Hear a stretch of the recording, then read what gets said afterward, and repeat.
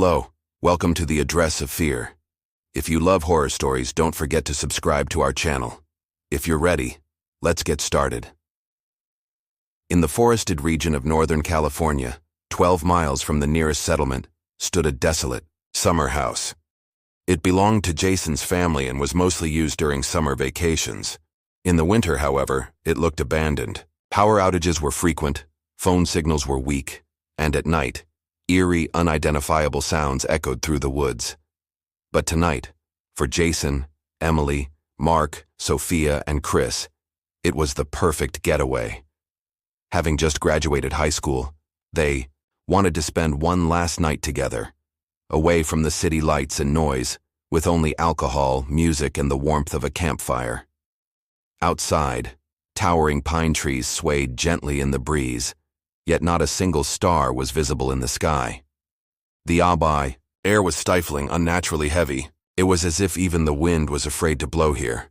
As midnight passed, the laughter faded, and their voices dropped to hushed whispers. The conversation had shifted from favorite horror movies to urban legends.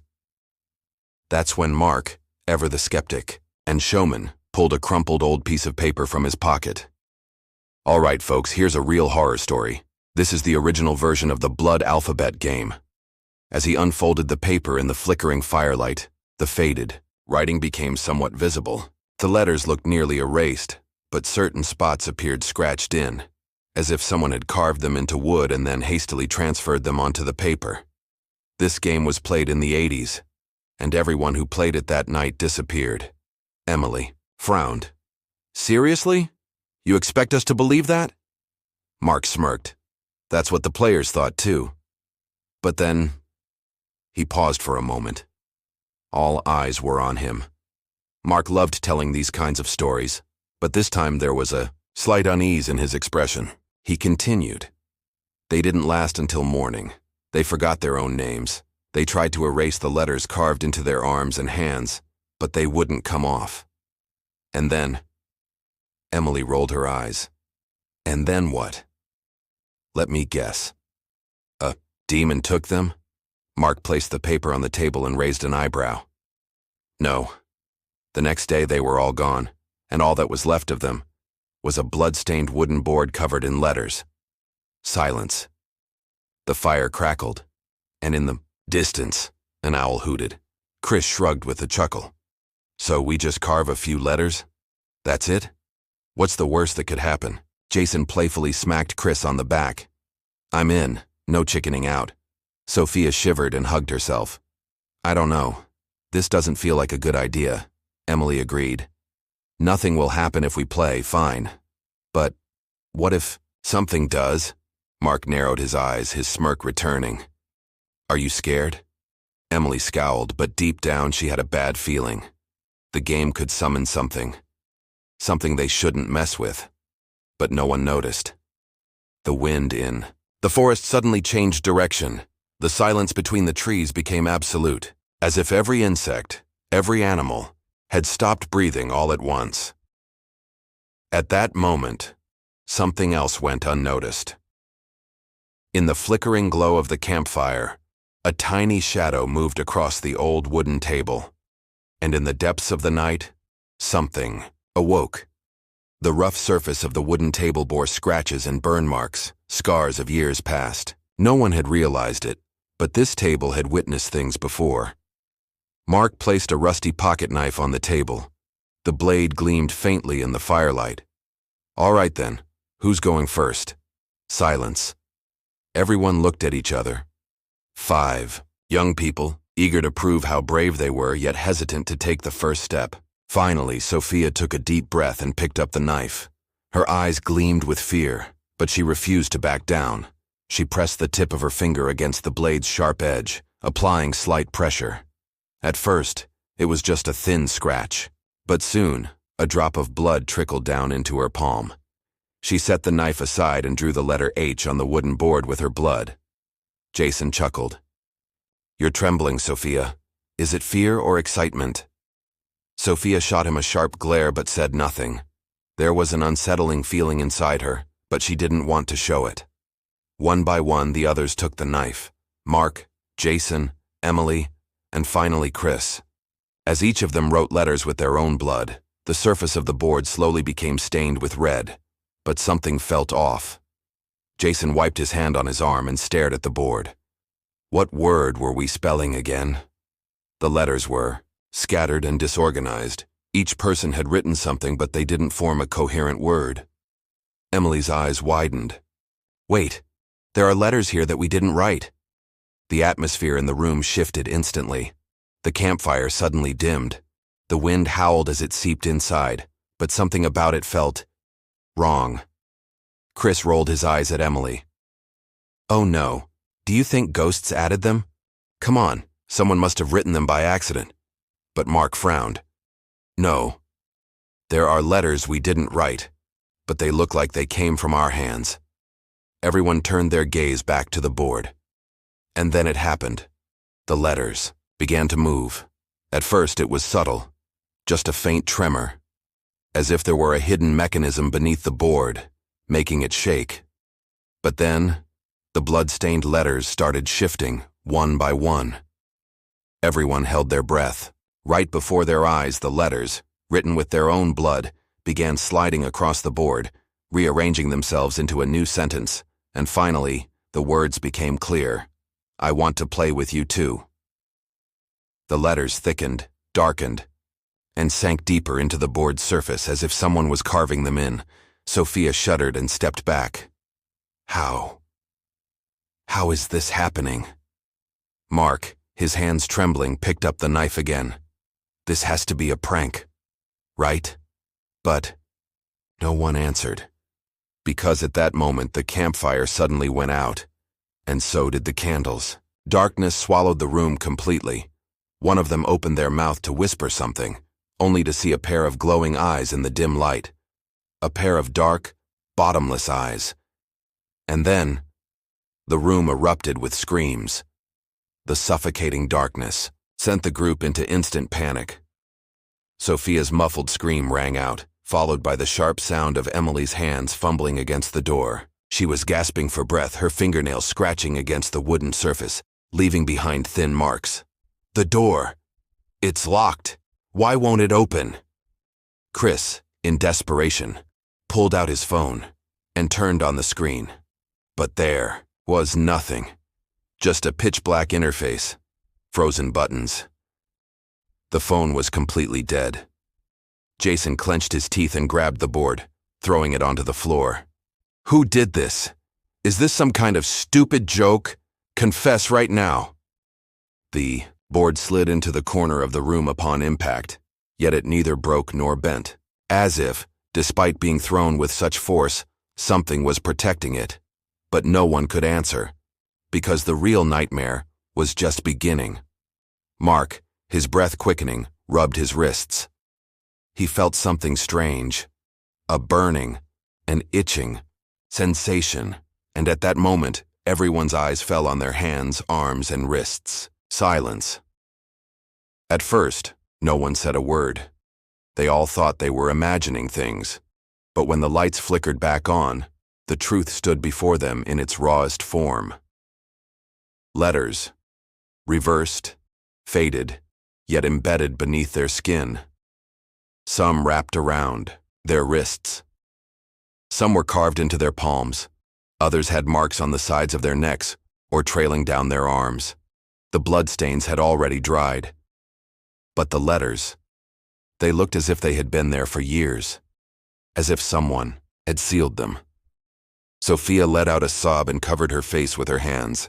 This is impossible. This was just supposed to be a game. Emily examined her arms, her fingers trembling. How do we get rid of this? How do we erase it? But Jason clenched his fists, shaking his head furiously. His teeth ground, together in frustration. One of us did this while we were asleep. There's no other explanation. Chris, his hands shaking, turned on his phone's front camera to check his face. At that moment, his gaze froze, and his breath caught in his throat, his eyes. Inside his pupils there were reversed letters. At first they were faint, but with every blink they became clearer, as if the letters were etched into his eyes, as if something was stirring behind his eyelids. as if it was watching him. Chris recoiled, in terror, turning away from the mirror. But no matter how he tried to escape, the letters followed him. With each blink, those ominous symbols became more vivid in his reflection. Then, Mark's trembling voice echoed through the room. This isn't our blood." Everyone turned to him. Mark was staring at the letters on his arms, carefully examining them. And then, it happened. A thin, shrill laughter rang out through the room. An unnatural sound, impossible to tell whether it belonged to a woman, a child, or an old man. It was metallic, piercing, the kind of sound that could tear through eardrums. But no one could tell where it was coming from. Was it from outside, from inside the room? Or was it coming from within one of them? Emily, panicked, pounded on the door. "Open! Please, open!" But the door didn't budge. Not even a creak. The laughter outside grew louder, and the wind carried a whisper to their ears, a single word: continue. And at that moment, all the candles in the room reignited on their own. But this time, their flames burned black. The air inside the house became unbearably heavy, as if an invisible fog had settled, making everything darker, hazier, more oppressive. The electricity had suddenly gone out. Now only the flickering candlelight remained. But those candles were now burning black. There was no phone signal, no internet, nothing. Emily, overwhelmed by rising panic, kicked the door. "Open! Please, open!" But the door didn't even make a sound, as if the world beyond it had ceased to exist. Inside, panic spread like wildfire. Mark and Chris tried to open the windows, but the glass felt like solid concrete. Unbreakable, immovable. Jason, breathing heavily, scanned the room. There has to be a way out. Something. But then, the air changed. A faint humming noise began to drift through the room. At first it sounded like the wind, but then came the whispers. Words, unintelligible, unsettling words. And then, Jason was lifted into the air. No one had touched him. No one had moved. Yet an unseen force had seized him, throwing him up as if invisible hands had grabbed him. "Jason!" Emily screamed, but there was nothing she could do to stop it. Jason was flung toward the ceiling, like a puppet whose strings had been cut. His entire body slammed against the wall with such force that the sickening crack of his spine echoed through the room. His breath hitched, his eyes widened, and then dark red blood dripped from his mouth. It trickled down his chin, drop by drop, pooling at his collar. A strangled gurgle escaped his lips, like his insides had been crushed. Sophia stumbled back, hands covering her mouth. "Oh my God, oh my God." But the nightmare wasn't over. The mirror, the large old mirror in the corner of the room, began to tremble. Something inside it was moving, and then blood appeared, but from the other side, as if someone was trapped. Inside, writing with their fingers against the inner surface, letter by letter, the message formed in fresh crimson blood. "You can't end the game." Chris staggered backward in horror. "This thing is going to kill us." And then the mirror shattered, but the shards didn't fall.